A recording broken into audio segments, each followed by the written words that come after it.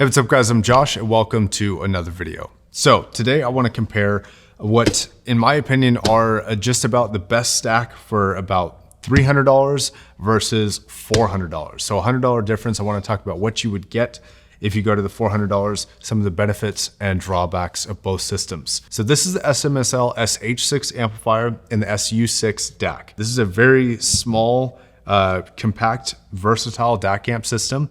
This is single-ended only. Some of the benefits of the DAC are that it has coaxial optical USB-C, which is great, and Bluetooth. And that is actually something that the DAC in this system, which is the Modius, does not have. This only has USB, micro USB actually, optical, coaxial, and AES, no Bluetooth. Beyond that, as far as the DACs go, there are actually some benefits and drawbacks depending on what you want from your system. In some cases, this is a better DAC than this is, and let me explain.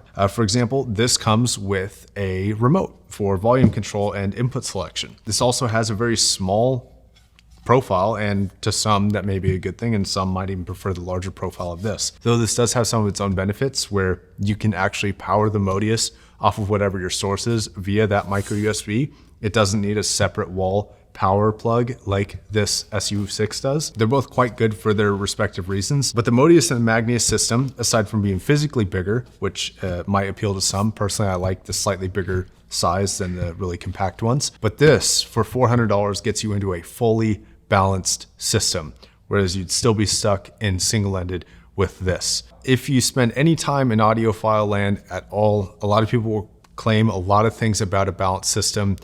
I'm not really one of those, but I do recognize that, especially when you get into higher prices than this, into more of the like 3 to upwards of whatever price you want to put, typically the best performing amplifiers also happen to be balanced amplifiers. So a system like this kind of gets you into that kind of big boy realm. Even though when you're talking about spec performance nowadays, you can have something like this SH6, which is a single-ended amplifier, which performs just ridiculously well for spec performance. And in some measurements, it actually outperforms something like that Magnius down below. But there's a very powerful and big advantage to this stack, which is power.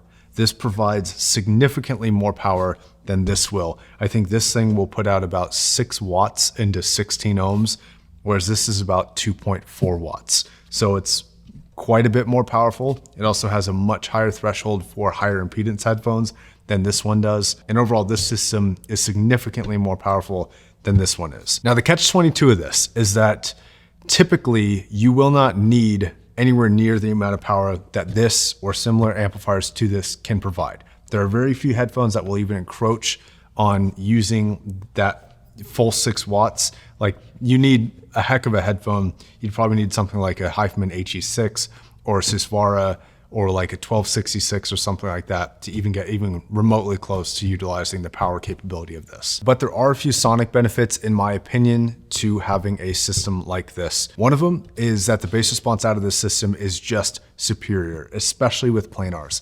So even if we take an incredibly high-end planar like this, a very revealing headphone, this is a Diana TC, this, if you were to pick this up today, would cost you about $4,500.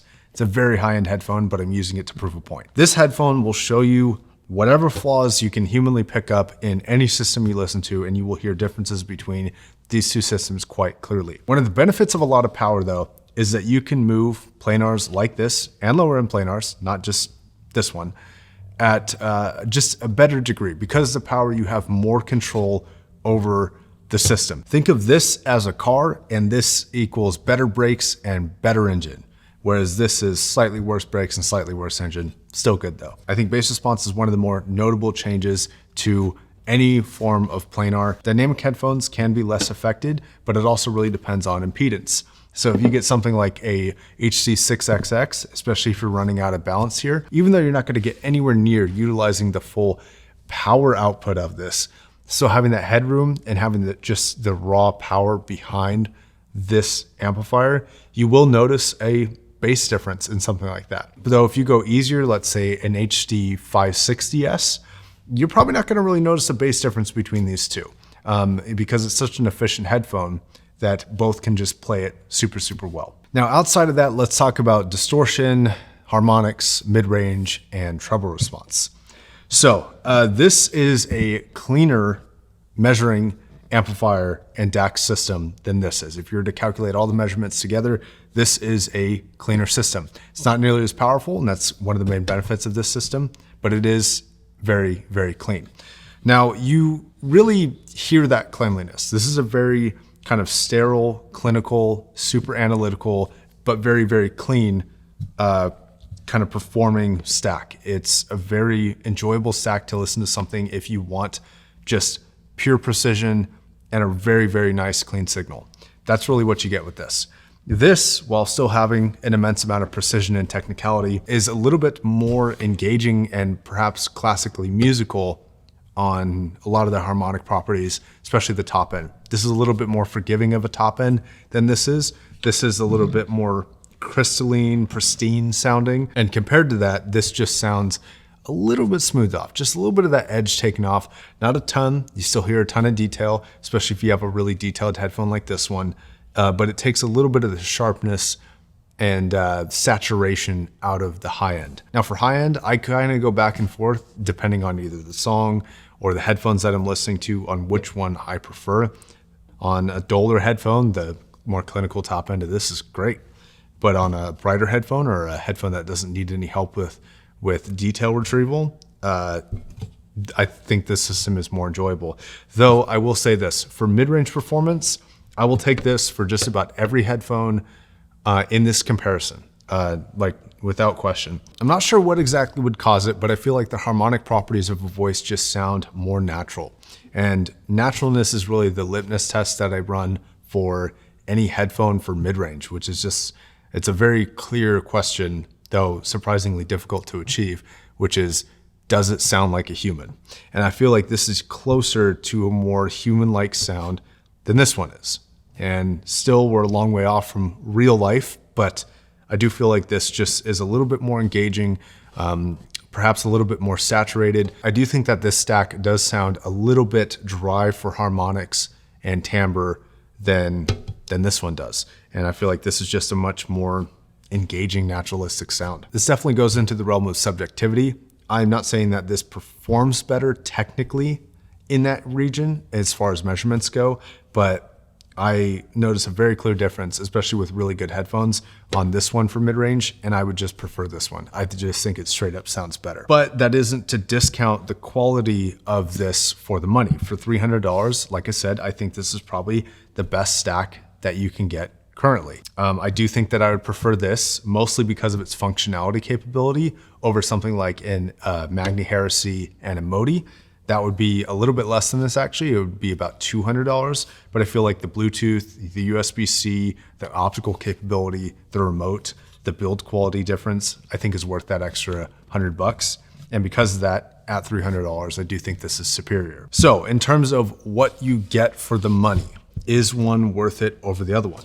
Well, functionally, this is actually more versatile. This is also smaller, which to certain people is going to be a big advantage. This, you just get a little bit more powerful, better musicality, if you want to use that word, but you also deal with slightly less functionality, like no remote support and no Bluetooth. And depending on the user, that can be a game changer. Now, when you get into the world of this stack, there's actually some hidden costs associated with it that I think you should consider. One, not every headphone can run balance. This does have an unbalanced output, but if you choose to use that, you are sacrificing on power and spec capability. It's quite a bit of a dip between the balanced performance and the single-ended performance. Still really good, but there is a notable dip, especially in power. Depending on the headphones you plan on buying or the headphones that you may already have, they may not be compatible with this for its max performance, and you may be better off with a system like this. Also, if you do plan to run balance, you do need a balanced cable, either an XLR or a 4.4 millimeter with an XLR adapter.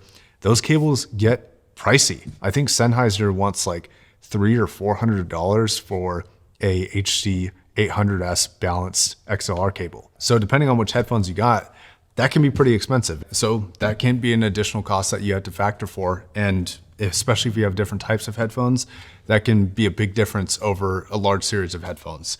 So definitely think about that before just diving headfirst into a balanced system. Okay, guys, that's gonna be it. I do think that if it were my money, I'd spend the extra $100 for this system, but I do think if you've got $300 or would prefer to spend $300 on a system like this, this is totally, totally worth it. Both systems are great. They're just at 2 different price points. And those are some of the advantages and disadvantages to spending a little bit more money. All right, thanks for watching. My name's Josh, signing off. Peace.